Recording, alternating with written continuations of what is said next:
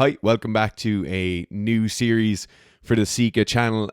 This is a series dealing with my main area of expertise outside of kind of coaching and strength and conditioning, which would be kind of mental skills training and sports psychology in general. And just before we go any further in this area, my own qualifications: a master's degree in sport, exercise and performance psychology, and an undergraduate degree in exercise science. This series is going to deal with a host of subjects over the next number of weeks. The first one we're starting off with today is mental health and exercise. The next one we're going to deal with after that is the effect of high performance sport or high frequency training on mental health factors. And the last one we're going to look at then is mental skills training, the kind of classical sport psychology, how you would look at training these and different metrics you'd look at tracking. The first thing we're going to start off with, and this will be at the start of all of these videos, is mental health issues aren't something that should be commented on by unqualified individuals, athletes who just have an experience, or kind of people in general who just want to share their opinions. Okay, mental health in general is a very sensitive topic. It's great to see in the last few years that there's been a kind of breaking down of barriers and a breaking down of the kind of taboo around issues around mental health or mental health issues. One thing we shouldn't see though is we shouldn't see kind of unqualified individuals, people who've just had their own experience, prescribing interventions or even suggesting interventions that might work for people. If you have any signs of anxiety, so generalized anxiety disorder or depressive symptoms, your first stop should be going to your GP. So in Ireland, that's your general practitioner. It's your family doctor, basically, or you should be looking to help from a medical professional. So after that, on to today's video. Today's video, we're looking at the effect of exercise on mental health or kind of mood states.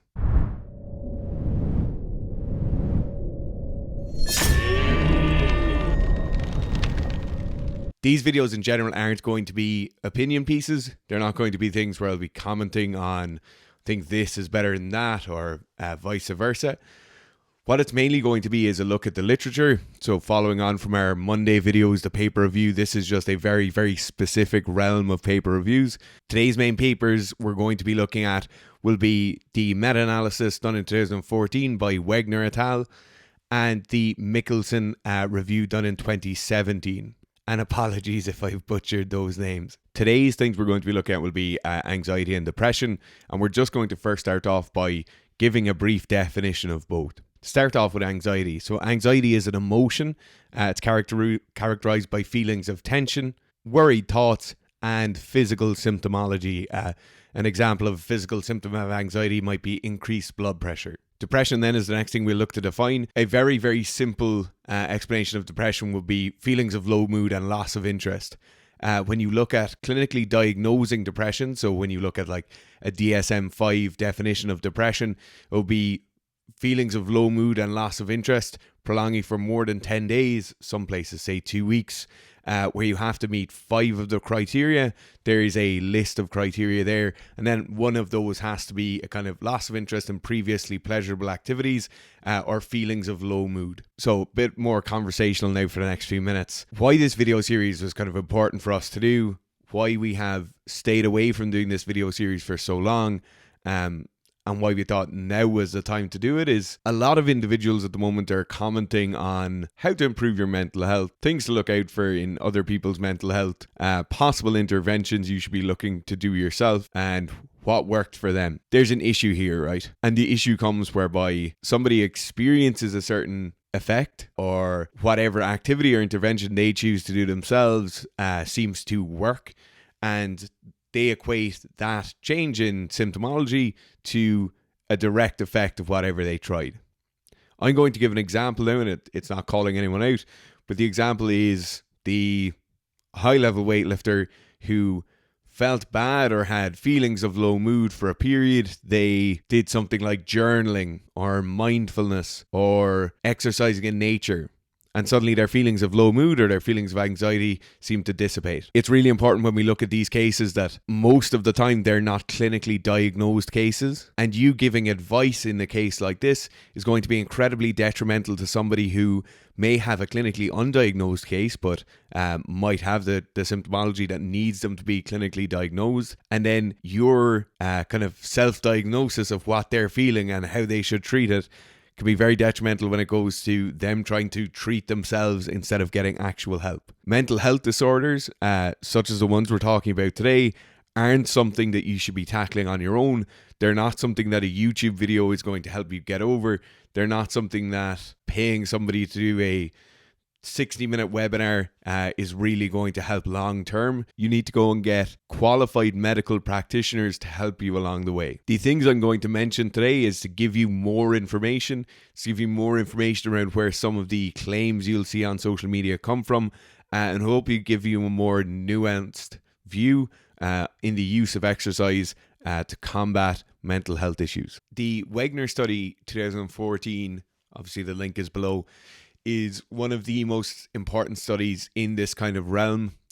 We echoed similarly enough to the Herring paper 2014 that looked at the effects or the kind of effect exercise had on mental health markers in patient populations. The Wegner one is just a small bit more comprehensive. It looks at the effects of exercise on both anxiety and depression. For anxiety, there was 18 meta-analyses analysed, and for depression, there was 32 articles analysed. So it's a huge data set. These data are kind of the real cream of the crop in terms of looking at the actual effect exercise may have.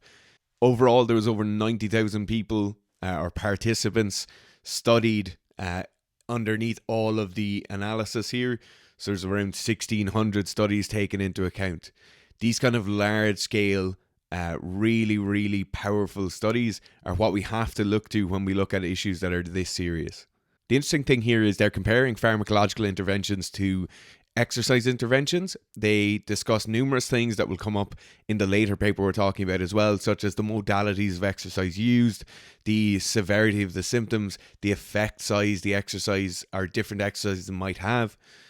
And then finally, to mirror the later paper, the 2017 paper, they'll talk about a mechanism of action looking at physiology and psychology that exercise might work through to help the symptoms of mental health issues or disorders. We're going to touch on a few things here and just clear up some terminology. There's differences in the type of anxiety somebody might be displaying. So there's two different forms. First is called state. The second is called trait. What you'll see is like trait anxiety will be anxiety somebody has like as a trait of their personality. So somebody might be a naturally more nervous person. Then state anxiety could be an anxiety brought about during certain periods, could be an anxiety brought about due to certain conditions or environments an individual is within. This is something everyone will kind of experience, and exercise affects both of these slightly differently. Another finding of this particular review would be the kind of session duration or session length that is important for kind of alleviation of symptoms of anxiety. An interesting note is that most of the effects tend to come within the first 20 to 30 minutes of the session, but that when we look at trait anxiety, sessions lasting longer than 40 minutes are actually more effective. We have to look at the groups that are involved then.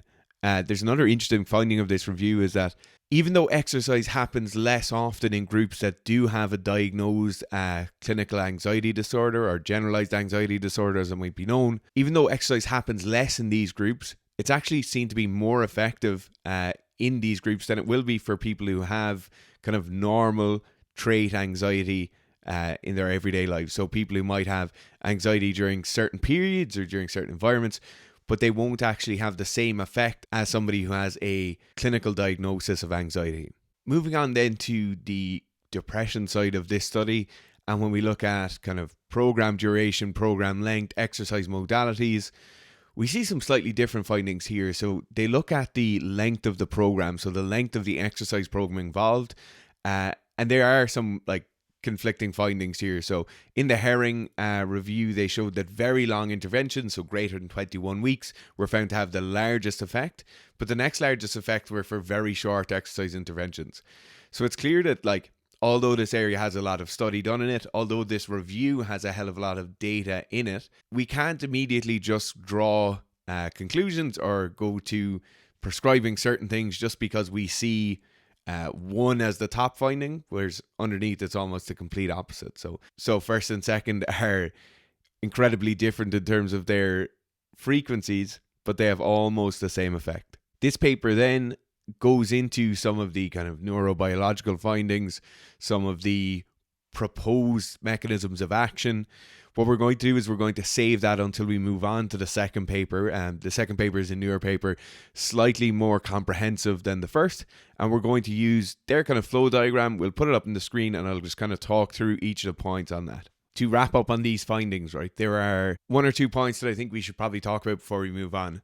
The first of these is that randomized controlled trial data in this review showed slightly different levels of effect. It could have been elevated to a moderate effect for the effects of exercise on anxiety if they just took randomized controlled trials into effect. So as a lot of you will know, during a meta-analysis, you kind of set out your own terms for what studies you want to include, what studies you want to exclude from the study. It's a note, and it's a point noted by the authors that if they had just included the randomized controlled trials, that the effects of exercise on anxiety might actually have been higher. And the last point then, and this isn't a very positive point, but in terms of session duration, program duration, modalities of exercise, there still isn't a conclusive finding in terms of improving symptoms of anxiety and improving symptoms of depression through exercise. So it's once again one of these points where we have to say, like, there's not a cookie cutter solution to any of this. This is very, very independent from case to case, from particular symptom to particular symptom, and from participant to participant. On to the Michelson paper then. Michelson has a proposed mechanism of action flow chart, and it's a chart we're going to pop up on screen now. So what you can see from this is there are 3 proposed mechanisms of action in play here. So the first is to do with the immune system. The second is to do with kind of physiological mechanisms of action. The last one is to do with psychological mechanisms of action. The first strand in the 3-legged model proposed by Michelson is the immune system and the possible way exercise could be altering the immune system to help with symptoms of mental health. Within this, we have cytokine, we have adipocytes, we have TLR, and we have vagal tone. So the first thing to talk about is cytokines, right? So when we look at cytokines and the effect exercise might have and why they might affect our mental health, when we exercise, we have a pro-inflammatory reaction. So there's an increase in things like pro-inflammatory cytokines, we have an increase in natural killer cells, we have an increase in dendritic cells, and we have an increase in neutrophils. One of the cytokines that's increased is IL-6. So IL-6, although it works in an inflammatory pathway, it's actually an anti-inflammatory cytokine. We also have something called T helper 2, and both of these work to reduce inflammation or chronic inflammation within the system when exercise induces the increase in them. The next one then is adipocytes. Adipose tissue, or fat tissue, is what everybody will have. Adipocytes are the actual fat cells. So when we look at fat as an organ, fat is a primary metabolic organ. So we think about it as this kind of just storage unit, but in fact there's a hell of a lot of metabolism that's happening within the fat the whole time. So we have fat that's made up of connective tissue, adipocytes, which are the actual fat cells themselves, and then a host of other structures within that tissue. When we have populations of people who are obese or overweight, they are undergoing chronic inflammation in the entire time they have increased adipose tissue. The effect that this increase in adipose tissue will have is that obviously having large amounts of adipose tissue, we always hear it as being dangerous for health, or particular areas where we're holding fat might be poor for our cardiovascular health. But in terms of mental health and the effect it might have on us, this is caused by the increase in these kind of inflammatory cytokines just from that fat being present within the system. So all the things we were talking about earlier when we spoke about cytokines, where it was when we exercise, it helps to reduce that inflammation overall because exercise will induce inflammation within us. We will then produce certain things, cytokines, which will reduce chronic inflammation, and just the production of these anti-inflammatory cytokines, even if we're holding extra adipose tissue, they'll help to bring down the overall inflammation levels. So obviously when we look at exercise and the fact that it might influence the fat cells themselves, we typically think of shrinking fat cells. So a way of us reducing the adipocytes and them having less of a bearing on the total inflammation within the system. Exercise, as everyone will know, is a classic way of kind of reducing fat or getting leaner or building better muscle.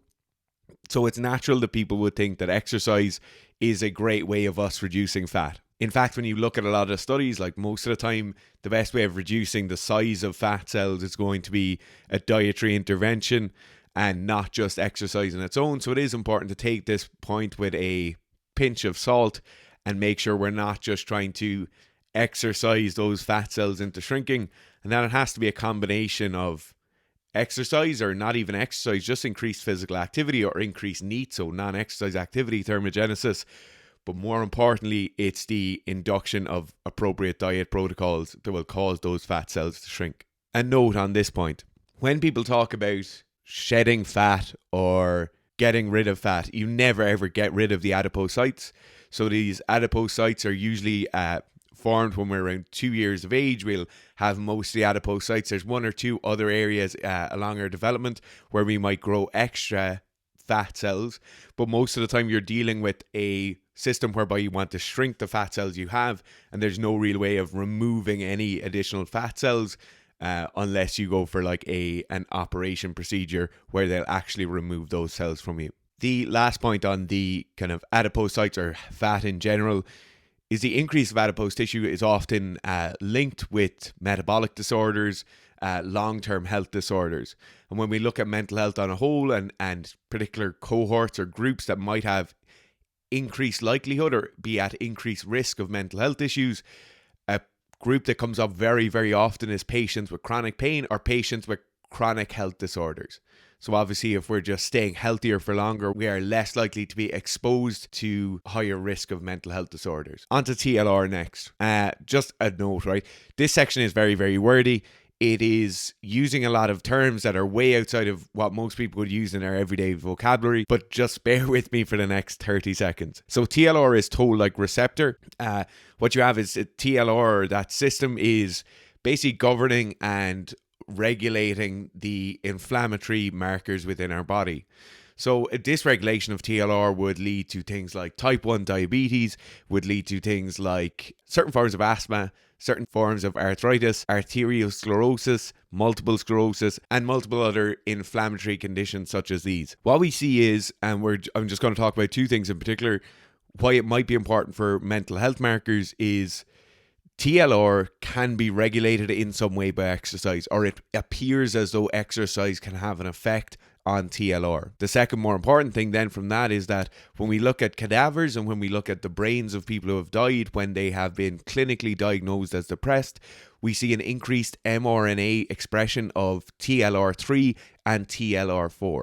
So this is a really, really important link that's actually being linked with actual findings in clinically diagnosed patient groups where we have increased amounts of this within the prefrontal cortex, and it appears as though exercise can help to regulate this. So this might be one of the mechanisms of action whereby it appears as though physical activity and exercise can help people with mental health conditions. Vagal tone then is the last piece within the immune system we're going to look at. So the vagal nerve connects your abdomen to your brain. Basically, acetylcholine from that vagal nerve interacts with your innate immune system. So it will regulate things like immune response to infection, immune response to stress. When you look at the effect exercise might have on vagal tone, so our ability to regulate inflammation through this vagal nerve, exercise is shown to increase our vagal tone and our ability to regulate inflammation through it. So this is another kind of link in with the ability to reduce inflammation, and to be honest, this whole section where we're looking at the immune system, our ability to regulate inflammation from within, and then possibly the effect exercise might have on our ability to regulate it even better. Onto the physiology then. Physiology is probably the thing where a lot of the links you'll have heard of from like people speaking about it on social media will have come from. A lot of these things are things people will point all the time for the reasons gyms should be left open during COVID-19, right? And these are the commonly held kind of mechanisms of action that people tend to point to for exercise helping to improve symptoms of mental health disorders. The first thing within physiology is endorphins. So everyone will have heard of endorphins. Everyone will have heard of like a runner's high, right? So endorphins are things which our brain releases which allow us to undergo periods of like high stress or high pain. It's the reason when you see an animal on like Nature is Metal getting eaten while it's still alive, and it appears as though it like at some point the like screaming will stop, and that is more than likely due to a huge flooding of endorphins to the brain, which will blunten the pain response and help that body or carcass at this stage to get over that period of stress. We often hear of endorphins being talked about in the running community, right? So that people go and exercise. When they're exercising or post-exercise, they get this good feeling, so they feel like they've worked out. It's why a lot of people train, and it's really commonly pointed to as something that will help a mental health disorder. There are issues with the endorphin hypothesis.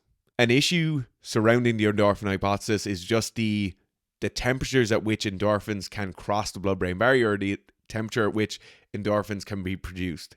So temperatures, when we exercise, the temperature within our body increases, and it's not yet conclusively proven if these endorphins actually cross over and can take effect when we have increased body temperature. So in studies where they've looked at this, it appears as though high to moderate exercise will increase the amount of endorphins felt. These are in patient groups with people who are clinically diagnosed. But when they then inject an endorphin antagonist, so basically something that will stop the uptake of an endorphin, they show that the results don't really change too much. So this is where the conflict in the results happens. Something that has been pointed to is the increase in endocannabinoids when we do exercise. So at high to moderate or moderate to high intensity exercise, we see increase in the endocannabinoid production and the uptake of endocannabinoids. And this could be where that runner's high is coming from, and not in fact from the endorphins that are being produced. Thermogenic, so the thermogenic effect of exercise is the next one we're going to talk about. It's important to note that this one is refuted.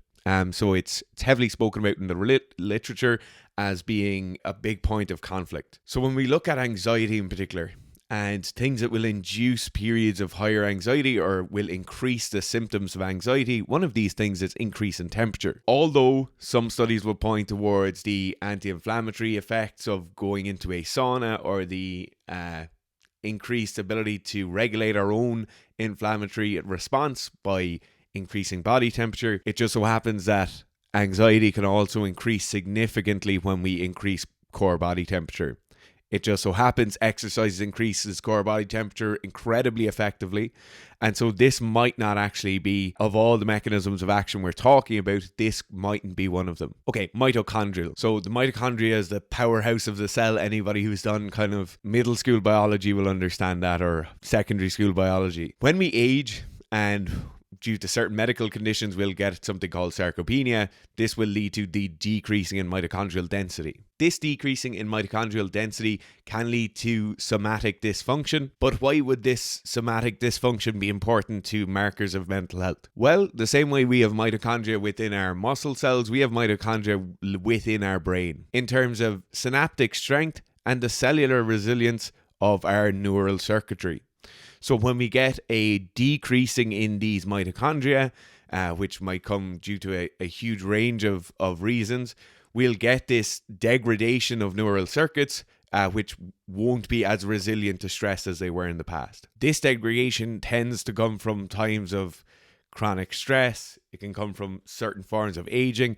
And then we get the degradation of neuroplasticity, neurogenesis, and neuronal development. So why are we talking about it today? Well, it just so happens that the stopping of the degradation or the increase in mitochondrial density can be brought about through exercise.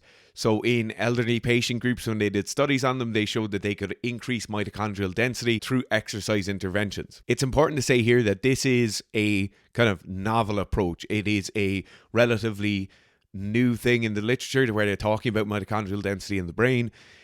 It's also important to note that they didn't do a biopsy of these people's brains afterwards. So it's shown that exercise can increase mitochondrial density in other cells and other tissues. So they are inferring those results onto brain tissues. And a quick side note here. People don't often think about their brain using energy. The mitochondria within the brain use, I think it's 5 billion ATP molecules per second. So when you look at something like basal metabolic rate, which is just the metabolic rate, the amount of calories you'd burn if you're lying in bed all day, the basal metabolic rate is made up a huge amount of just keeping your brain and grey matter ticking over. Mtor then is the next thing we'll look at for physiology. So Mtor, mammalian target of rapamycin. It is very, very commonly heard of in the bodybuilding and fitness industries in general because Mtor controls cell growth. And it's been found many, many times that Mtor has a huge effect in patient groups with clinical depression, in patient groups with certain neurological disorders. They often have a dysregulation in their Mtor system. It's very, very interesting when we note then that when you look at drugs that are used to treat depression, so like a glutamate or an NMDA antagonist, such as ketamine, actually works by increasing Mtor. So you see an actual cause or you see an actual mechanism of action here where we take a drug that's used to treat depression and it will increase Mtor.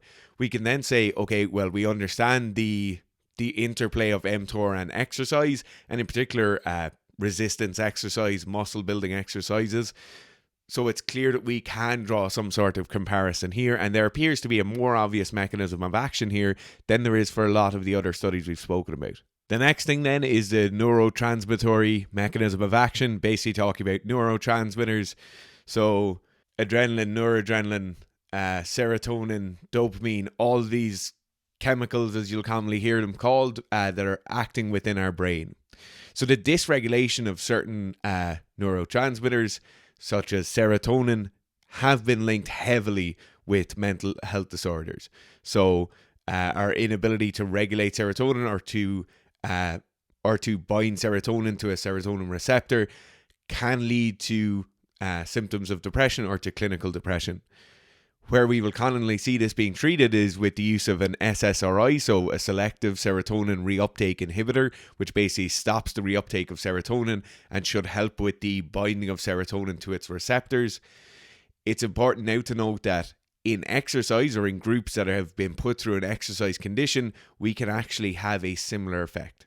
We can increase certain levels within the brain, so we can increase serotonergic and we can increase androgenic levels within the brain, which should help in a similar kind of fashion to what an SSRI would do. So an SSRI basically makes more serotonin available for binding to a serotonin receptor. If we can increase these levels within the brain of the serotonin that actually exists there, so rather than making it easier for it to bind to the receptor, if we just have more of it available, it should still bind to the receptor more effectively. The last thing then in the physiology side of things is the HPA axis.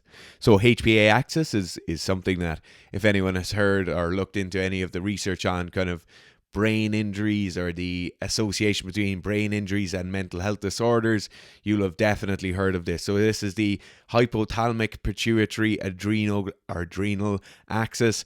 It basically deals with the production of certain hormones and in particular certain hormones that are very, very closely linked to mental health. So when we see dysfunction in the HPA axis, we see dysfunction in the levels of cortisol within the system. So cortisol will commonly be known as the stress hormone.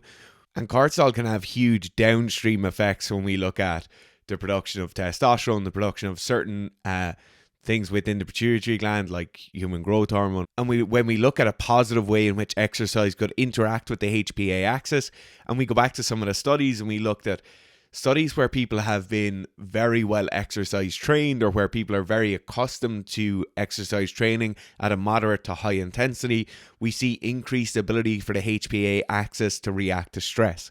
So when somebody gets into an accident or they get an infection or they are undergoing a period of high psychological stress, their HPA axis can react an awful lot quicker than it might be able to react if they weren't exercise trained. Onto the psychology side of things now.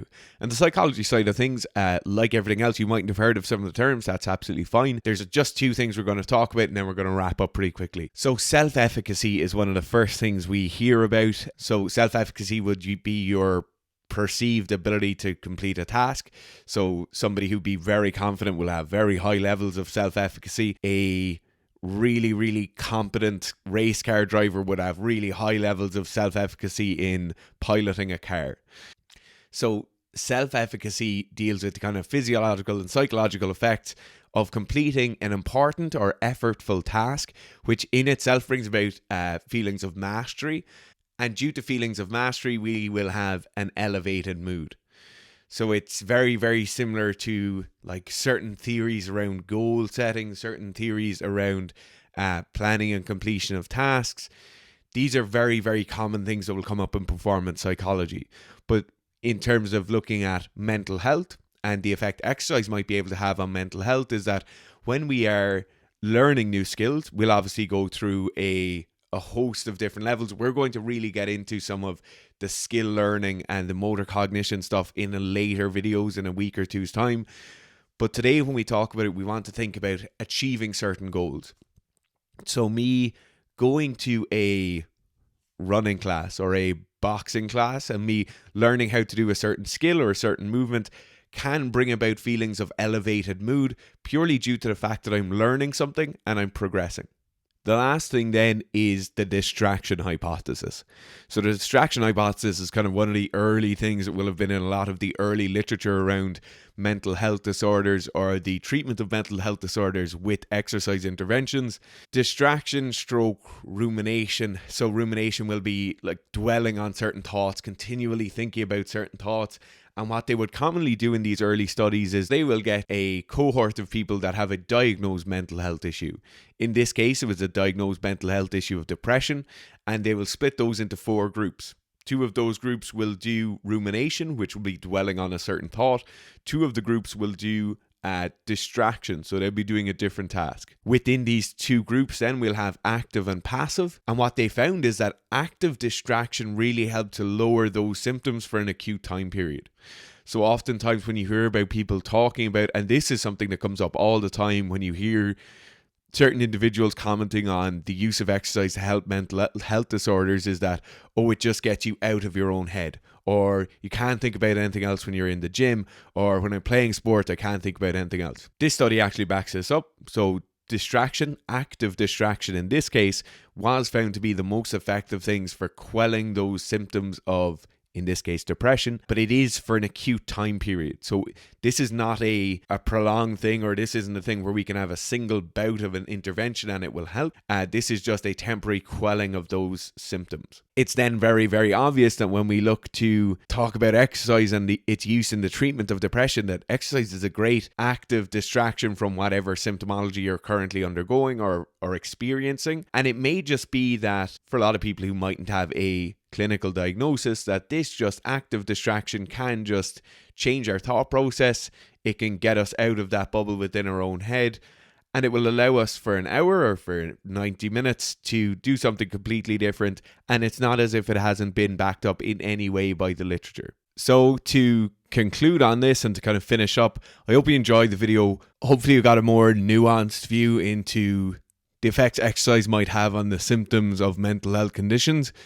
Next week, we're going to talk about high performance sport. So hopefully you'll tune back in. I know today was very, very kind of meaty and a lot of looks into some of the research, but hopefully that did give you a better insight. If you want more content like this, just look at the videos on our channel. We have loads of videos there looking at reactions, a host of other different styles of videos. If you want more long-term conversation, and particularly a conversation very similar to the video we just did there today, go to our podcast. So it's the Seek a Strength podcast. It's in all the usual spots. And then if you want information on coaching or consultancy, you can go to the website, that's seekastrength.com, and the link is down below.